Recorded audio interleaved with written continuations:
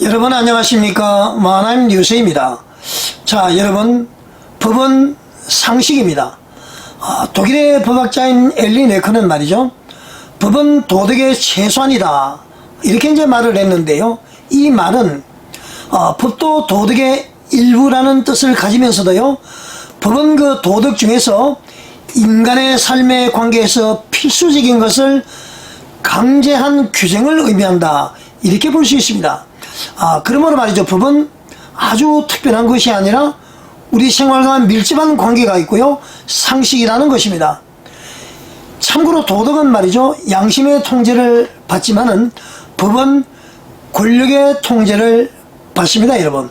자, 여러분, 지금 말이죠, 윤석열 대통령의 비상계엄 선포로 말미암아서요, 우리 대한민국은 온통 내란죄로 난리입니다. 그 내란죄로 인해서 말이죠, 윤석열 대통령이 탄핵과 구속의 위기에 있다, 저는 그렇게 생각을 합니다.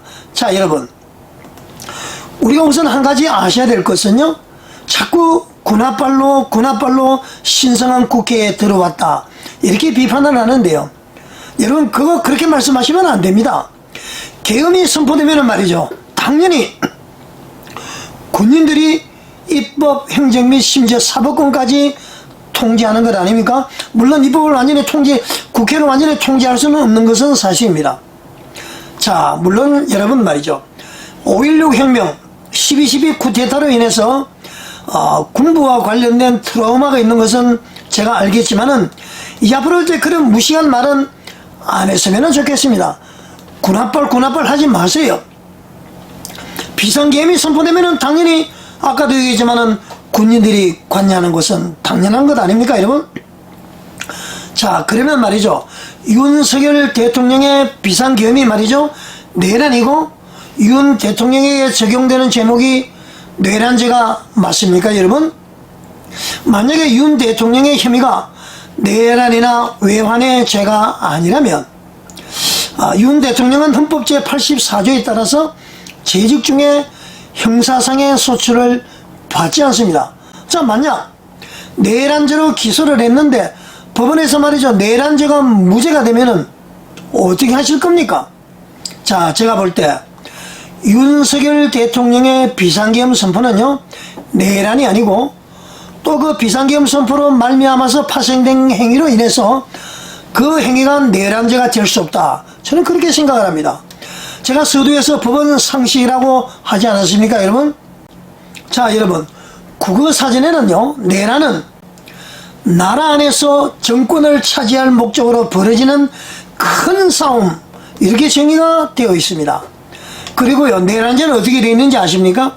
첫째, 정부에 반대해서 일정한 규모와 조직을 갖추고 무력을 행사함으로써 승리하는 범죄, 이것이 내란죄고요. 두 번째는요, 그런 조직을 통해서 정부를 뒤집어 버리거나, 즉 이제 정부를 전복하거나 국토의 어느 한 지역을 함부로 차지해서 독립을 꾀하거나 헌법을 어지럽히는 폭동을 일으키는 일, 이것이 이제 내란죄다, 그렇게 이제 규정을 하고 있습니다. 자, 여러분, 제가 그 비상계엄 선포의 목적은 말이죠, 우선 차지하고 선포 그 자체에 대해서는 윤석열 대통령을 두둔할 생각은 추호도 없습니다. 그만큼 말이죠, 대다수의 국민들이 큰 충격을 받았기 때문이죠. 자, 여러분, 그렇다고 해서 말이죠, 상식에서 벗어난 돌팔매는 민주사회에서는 있을 수 없는 인민재판이라고 저는 생각을 합니다. 자, 여러분, 윤석열 대통령께서요, 비상계엄을 선포한 이유가 정부에 반대해서 규모와 조직을 갖추고 무력 행사를 했습니까, 여러분? 자, 윤 대통령이 정부를 전복하려고 했거나 국토의 한 지역을 차지해서 독립을 꾀한 적이 있습니까, 여러분? 아니면 윤 대통령이 그 조직을 통해서 헌법을 어지럽히는 폭동을 일으켰습니까, 여러분?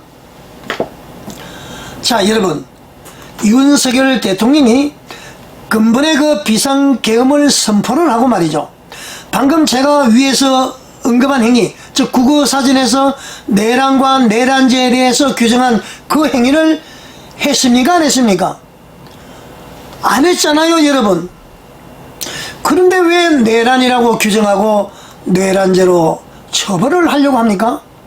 만약 윤석열 대통령이 계엄을 선포한 후의 계엄군이 행한 일련의 과정이 말이죠, 내란이고 내란죄에 해당이 된다면은 우리나라의 국어사전을 다 바꿔야 할 것입니다, 여러분. 법은 말이죠, 상식입니다, 여러분.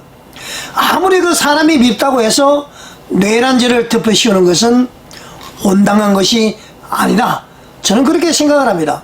자, 그러면 말이죠, 조금 전에는 국어사전에서 내란과 내란죄에 대해서 살펴보았고요. 이제 우리나라 형법에 나오는 내란을 한번 보겠습니다. 자, 형법 제87조 1항에서는요, 내란을 뭐라고 규정을 하느냐?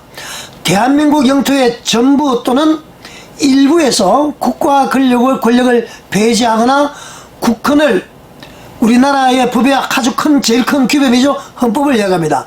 국헌을 문란하게 할 목적으로 폭동을 일으킨 자, 이것을 내란이라고 규정을 하고 있습니다.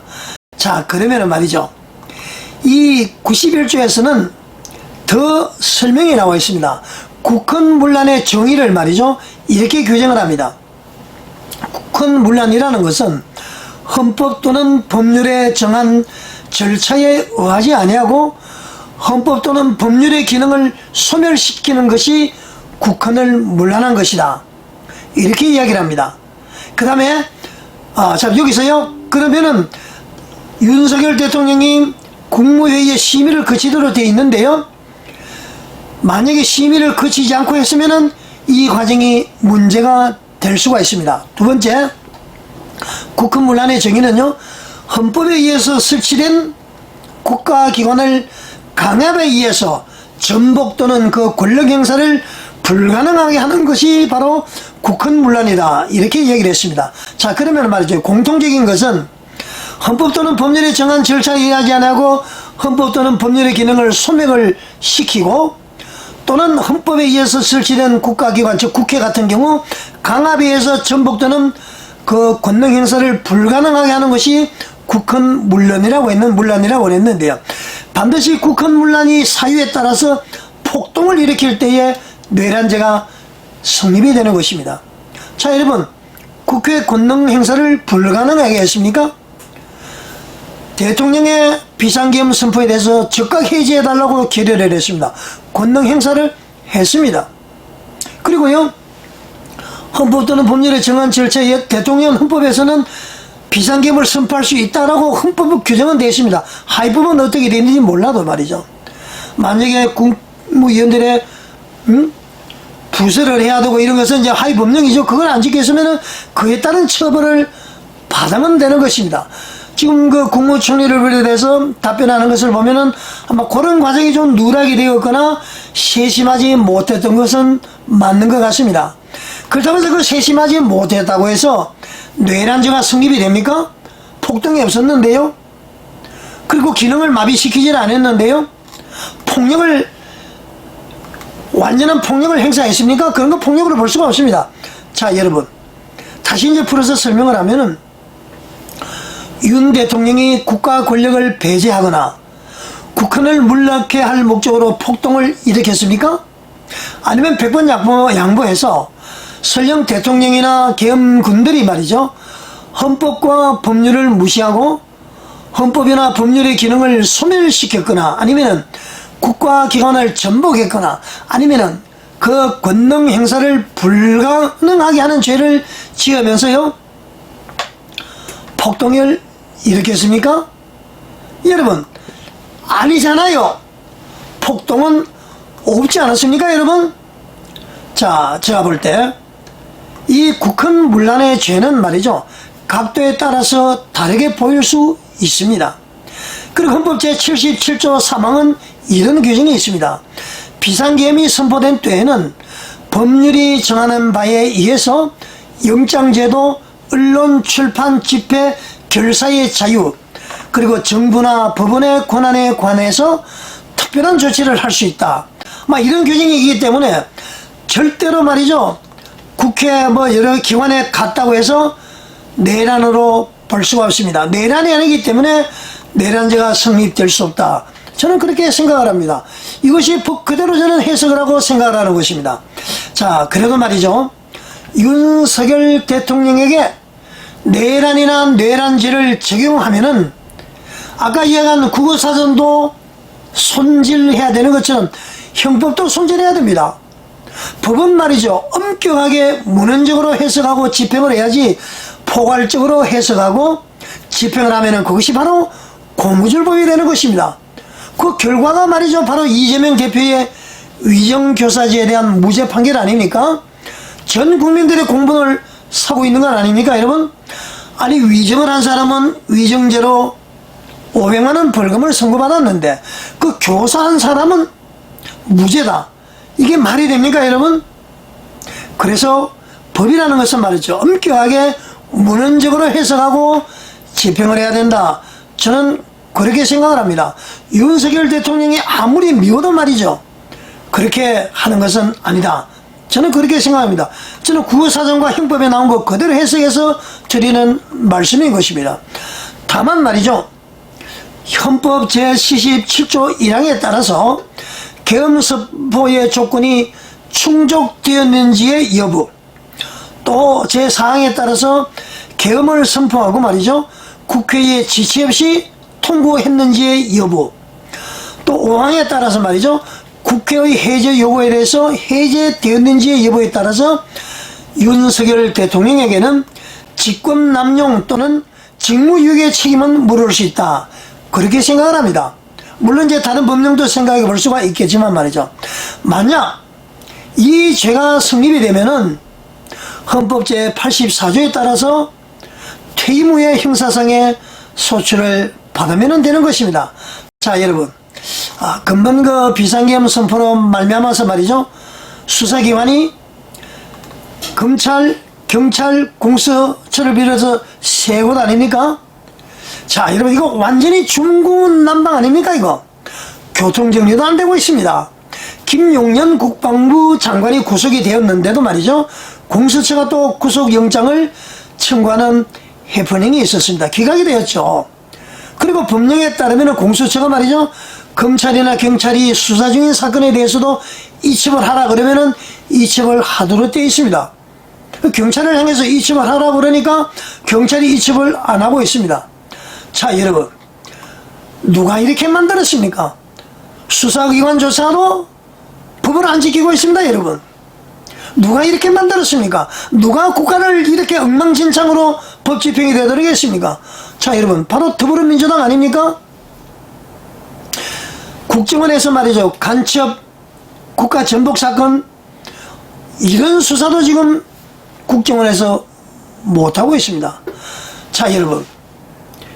세상이 미쳤다고 해서 말이죠. 공무원들까지 미쳐서는 안 됩니다. 윤석열 대통령이 아무리 미워도요. 법과 원칙에 따라서 해야 되는 것입니다. 제발 우리 정부 이성을 회복하시기를 바랍니다. 법 집행이라든가 공무원들의 공무 집행은요. 법과 원칙에 따라서 해야지 감정에 의해서 그리고 민주주의를 가장한 다수의 위장된 목소리에 의해서 처리되거나 시행이 되면은 절대로 되지 않습니다. 자, 여러분, 여기는 말이죠. 인민재판을 하는 북조선이 아닙니다. 여기는 말이죠. 자유민주주의가 살아 숨쉬는 자랑스러운 대한민국임을 우리 모두 명심해야겠습니다. 자, 여러분. 여러분들은 어떻게 생각하십니까? 내일 말이죠.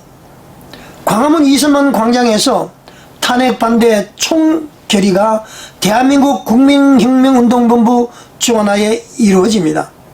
우리 모두 다 모여야 됩니다. 자유민주주의 대한민국을 존속을 원하시는 분들은 다 모여야 됩니다. 종교관 거기 기준이 되지 않습니다. 혈연, 지연, 학연, 남녀노소, 빈부, 귀천 관계없습니다. 우리 자유 대한민국을 사랑하는 사람 이런 분들은 다 모여서 말이죠. 법 집행하는 법기관에서 공정하게 법과 상식에 따라서 집행할 수 있도록 외쳐야 될 것입니다. 자, 여러분 시청해 주셔서 감사드립니다.